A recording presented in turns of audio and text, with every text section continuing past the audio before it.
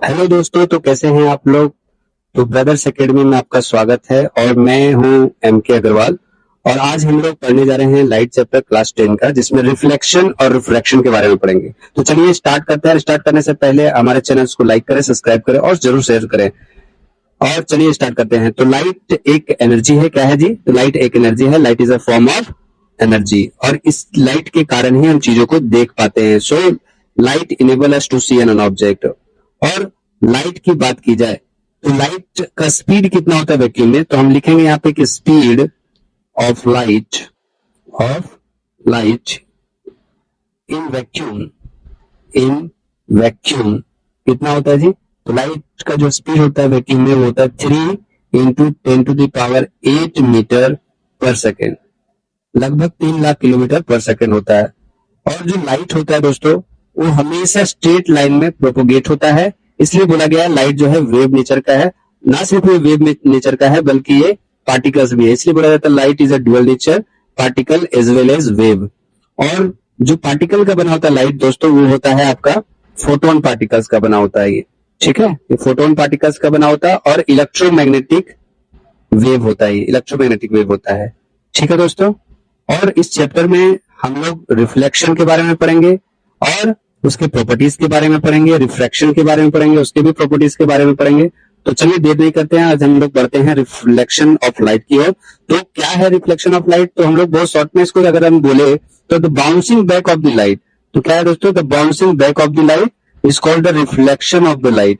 और अलग अगर बात करें तो when light is allowed to fall on highly polish surface, अगर पूरा पॉलिश सरफेस है उसमें लाइट अगर फॉल करता है तो क्या होता है कि उसमें मोस्ट ऑफ जो लाइट होता है वो रिफ्लेक्ट कर जाता है, उसे हम रिफ्लेक्शन ऑफ द लाइट कहते हैं। और आगे का जो है लॉ ऑफ रिफ्लेक्शन दोस्तों, ये जो टॉपिक है लॉ ऑफ रिफ्लेक्शन बहुत इंपॉर्टेंट टॉपिक है, इसको आप याद कर लीजिए। इसके दो प्रॉपर्टीज मतलब दो लॉ है। पहला है angle of incidence is always equal to angle of reflection. इसको तभी आपको समझ में आएगा। थोड़ा सा हम लोग यहाँ पे देखते हैं कि यदि हमारे पास एक पॉलिश सरफेस है, मिरर है मान लीजिए, ठीक है, और अगर लाइट इंसिडेंट हुआ और जब ये पॉलिश सरफेस पे इंसिडेंट होता है तो ये दूसरी डायरेक्शन में रिफ्लेक्ट हो जाता है। तो जो लाइट आ रहा है, जो दिख रहा है कि लाइट आ रहा है, उसे हम बोलते हैं इंसिडेंट इंसिडेंट रे। क्या बोलते हैं दोस्तों? Incident ray. और जो लाइट जा रहा है उसको हम लोग बोलते हैं reflected reflected ray reflected ray. और इंसिडेंट रे रिफ्लेक्टेड रे के बीच में एक परपेंडिकुलर लाइन होता है जिसको हम बोलते हैं नॉर्मल। और जो एंगल इंसिडेंट एंगल नॉर्मल के साथ अगर जो एंगल बनाता है उसे आई बोला जाता है, इंसिडेंट एंगल। और रिफ्लेक्टेड रे अगर नॉर्मल के साथ जो एंगल बनाता है उसे हम बोलते हैं रिफ्लेक्टेड एंगल। इसलिए पहला लो जो बना दोस्तों, वो incident angle is always equal to the reflected angle, angle I is equal to angle R. अब आगे बढ़ते हैं हम लोग दूसरे लो के पास।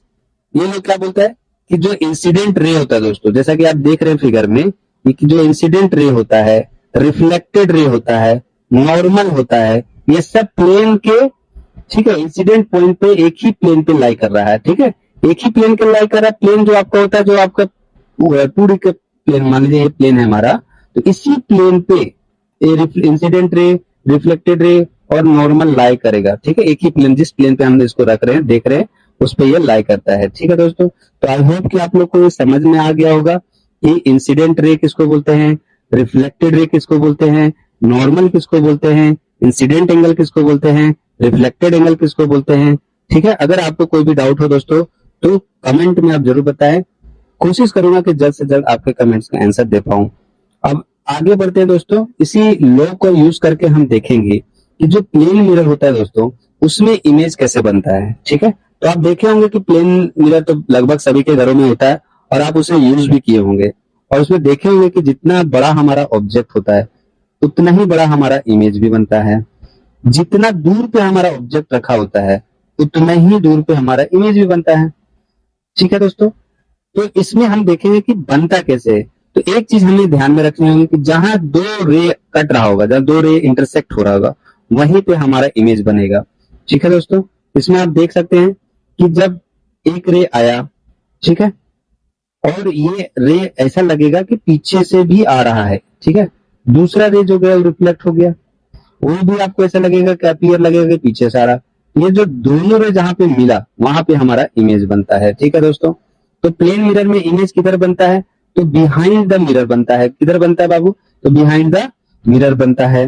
और क्या इसके फिनोमिना हो गया, प्लेन मिरर में सेम साइज का इमेज बनता है। जितना बड़ा हमारा ऑब्जेक्ट होगा, जितना हाइट का ऑब्जेक्ट होगा, उतना ही हाइट के हमारा इमेज होगा। जितना डिस्टेंस पे, यानी यू हमारा जितना डिस्टेंस पे होगा, वी भी हमारा उतना ही डिस्टेंस पे होगा। यानी यू इज इक्वल टू क्या कहलाएगा दोस्तों, वी कहलाएगा। ठीक है, और क्या बनता है दोस्तों, इसमें लैटरली इन्वर्टेड बनता है। मतलब अगर आप लेफ्ट हैंड उठाएंगे तो वो राइट हैंड उठाएगा, और आप राइट हैंड उठाएंगे तो वो लेफ्ट हैंड उठाएगा। और मोस्ट इंपोर्टेंट दोस्तों कि इसमें वर्चुअल इमेज बनता है, और जो वर्चुअल इमेज होता है लगभग उसको हम क्या बोल सकते हैं दोस्तों, आप याद रखिए, वो इरेक्ट होता है। जो वर्चुअल होता है दोस्तों वो इरेक्ट होता है। ठीक है, जो वर्चुअल होता है वो इरेक्ट भी होता है। ठीक, इरेक्ट का मतलब यहाँ पे होता है सीधा। ठीक है, और जो रियल होगा वो इन्वर्टेड होगा। तो अगर हम डेफिनेशन बताएं कि व्हाट इज रियल इमेज, तो जो इमेज स्क्रीन के ऊपर दिखाई दे। ठीक है, याद रखिए दोस्तों, रियल इमेज किसको बोलेंगे, जो इमेज, ठीक है, रियल इमेज किसको बोलेंगे, कि जो इमेज हमें कहां दिखता हो, ऑन स्क्रीन। कहां दिखता होगा दोस्तों, ऑन स्क्रीन दिखता होगा, उसे हम क्या बोलेंगे, रियल इमेज। और वर्चुअल इमेज दोस्तों, वर्चुअल इमेज किसको बोलेंगे, ठीक है, वर्चुअल इमेज जो बिहाइंड द स्क्रीन होता होगा, स्क्रीन के पीछे। ठीक है, बिहाइंड द स्क्रीन। ठीक है, स्क्रीन के पीछे जो इमेज बनता है उसे हम वर्चुअल कहते हैं, जो स्क्रीन के ऊपर बनता है उसे हम रियल बोलते हैं। तो property of image formation in plane mirror क्या हो गया दोस्तों, property of image formation in plane mirror जो होता है वो आपका पहला की वर्चुअल बनता है, इमेजिनरी लाइन होता है, इरेक्ट बनता है। ठीक है, और स्क्रीन के पीछे बनता है। ठीक है, लैटरली इन्वर्टेड होता है। ठीक है, ये आपको मैंने बता दिया, लैटरली इन्वर्टेड होता है, यानी आप लेफ्ट साइड उठाएंगे तो वो राइट साइड अपीयर होगा। साइज सेम बनता है, इक्वल डिस्टेंस पे होता है। तो ये आप चार प्रॉपर्टीज के याद रखेंगे दोस्तों। आई होप कि आपको ये वीडियो पसंद आया हो और आपका प्यार मिलता रहा दोस्तों। तो मैं बहुत जल्द सेकंड वीडियो लाऊंगा। धन्यवाद।